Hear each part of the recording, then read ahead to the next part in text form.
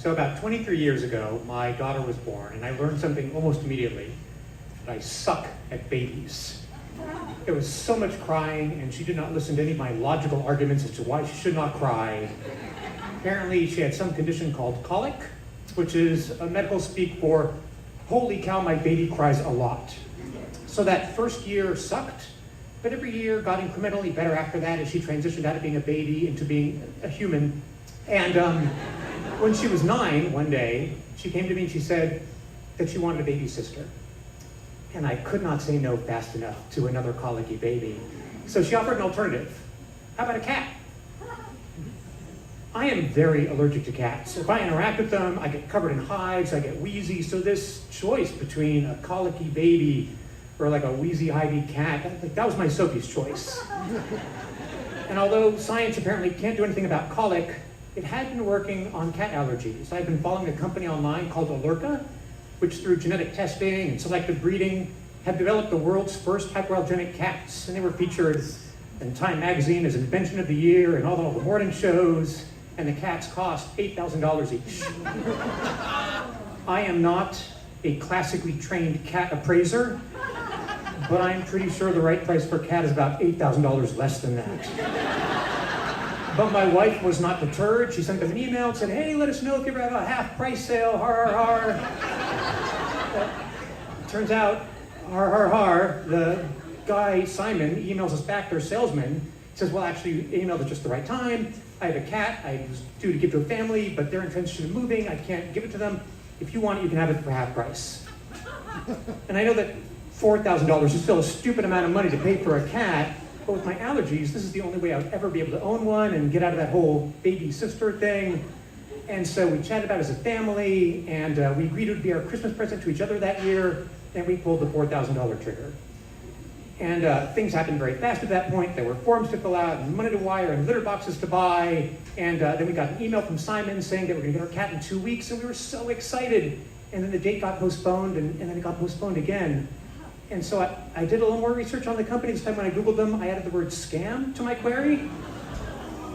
I got a whole bunch of hits. Allerka stole my money. I never got my cat. Simon is a thief. Oh, crap. I wired $4,000 to some dude on the internet for a hyperallergenic hypothetical cat. So I did a little more research, and I found out this guy, Simon, was a serial scammer. He'd done a bunch of these. He'd been jailed for fraud before. He was also running some online scam trying to sell $19,000 high-end skis. His whole MO was to invent some ridiculous high-end product and find suckers with just enough disposable income.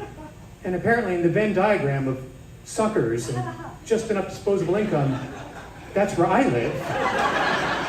So my wife and I, we tried really hard to get our money back. And, for months we left voicemails and emails. We did the sad cop, angry cop shtick, and nothing. He just ghosted us. So I contacted the FBI, I lodged a complaint with the Better Business Bureau. I contacted lawyers. And because I take no prisoners, I did the most hardcore thing I could think of. I started a blog. Allerkascam.blogspot.com, and I asked people to come join my class action lawsuit.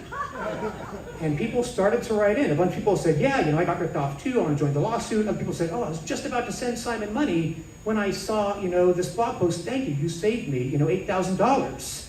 And it turned out it was just this guy, Simon, and we all were ripped off by him. And then the internet detectives came out, and one guy emailed me, said, oh my God, I saw Simon this weekend. I took pictures of him. I saw him at a music festival. He was wearing a hat, but he got away. I'm like, oh, the hat, so close. And then Nightline, the news organization, contacted me, and they wanted to do an interview and investigation if I was willing to go on air and be the public face of people stupid enough to spend $4,000 on a cat, in for $4,000, in for televised humiliation. So I said yes. And they came to my house and with the lights and the cameras, and they interviewed me, and then they ordered a cat from Simon as part of their investigation, and he sent them a picture of the cat he was going to send them, and they did a reverse image search on that cat. And it was from some Craigslist ad, and some lady in London was just getting rid of cats. And then he sent them a cat, and they brought it to a lab and had it tested, and it was not a magical hyperallergenic cat. It was just, a cat. And then they tracked him down and they found him in London and they confronted him in a cafe on camera and showed him all the evidence and got him to admit on camera that, yeah, it was just a scam. He didn't really have hypoallergenic cats. And I'm watching this from, on TV from my couch after having chased him for years, and it is deeply satisfying. And a few months later, all of his scammy websites are gone, the hypoallergenic cats, the $19,000 skis, and I know I will never get my $4,000 back, but I know I cost him more money than he cost me. And if I ever do find him in person, I will write another scathing blog post. But until then, my daughter is still not getting her baby sister. Yeah.